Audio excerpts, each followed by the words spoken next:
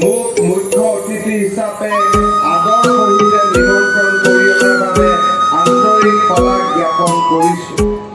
কাৰ্বি লামামে তামেই সংকেত আন্দেন নিংকান এছেক আমেপি আলম আলহি সাৰ্প আমান পেল লাংকেফা আপত নিং আৰং পাৰ্ল লাপেন নাঙিটো মাফান চৰ পাজিৰ ইত্ল। কাৰ্বিৰ সাহিত্য সাধনা গোটেই জীৱন উৎসৰ্গা